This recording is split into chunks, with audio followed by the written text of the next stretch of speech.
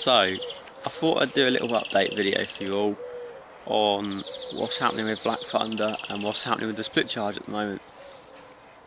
So, I started the split charge install, I think it was Friday morning, if I'm right.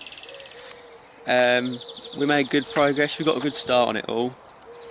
I got the high amperage cables run all in the cab,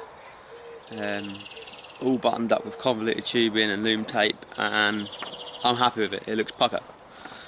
But Saturday I come to take apart a couple more of the trim clips and stuff and the kick panels inside the car, and for some reason a little thing in my head just went, James, you need to do these other projects. So long story short, I've ended up pretty much gutting the car. Like come Saturday there was just a headliner, and then Saturday afternoon there was no headliner, and the only thing left was a dash. So we've had it apart big time, but it's given me a great opportunity to run all these other cables and put lights in places and things, and do other things that I've wanted to do but always thought that's too much work to that, you know, that doesn't warrant that much work just to put a light in the roof console or a light in the door, etc.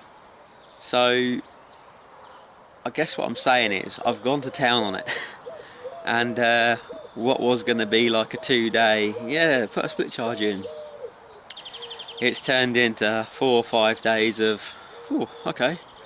But we're putting it back together. I've got it maybe 60% of the interior back in there now. It's looking good. I'm really pleased with it. The only trouble is I can't put the other panels back on until I've run the rest of the wires. But I've finished all my wire. I've finished a whole roll of wire, and now we're waiting on Mr. Amazon to deliver another roll of wire. So I can't really button it up until that gets here. But we are carrying on with the split charge install. I shall be doing the rest of that tomorrow, maybe the day after. I've got a few jobs to do today. But basically, I'm happy. I'm happy with it. It looks good.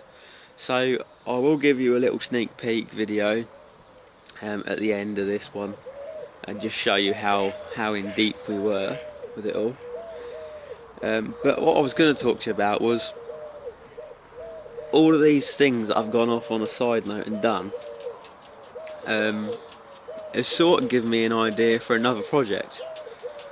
So yeah, another thing to add to the list. But what I want to do is get a spare A-pillar trim on the driver's side, and then go to town with a bit of fiberglass and a bit of P40 and make a little pillar pod for my temperature gauge. So for some of you that know the truck, you know I've got the 2 gauges up on the roof for boost and exhaust, but water temperature has just been sat in the corner of the dash for a year or 2. So what I want to do is, you know, fudge up some sort of pillar pod, see how it looks. If it looks cool, then, you know, we'll perhaps go back, sand it and spray it and make a nice job of it.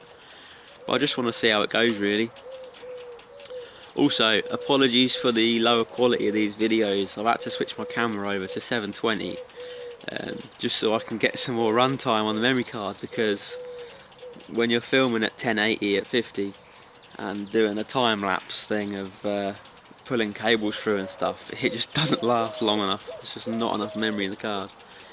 So like I say, I've switched to 720. But basically we're going back together. It's getting there. So that's what I'm up to. Hope you all enjoyed it. Oh my god, look at the truck.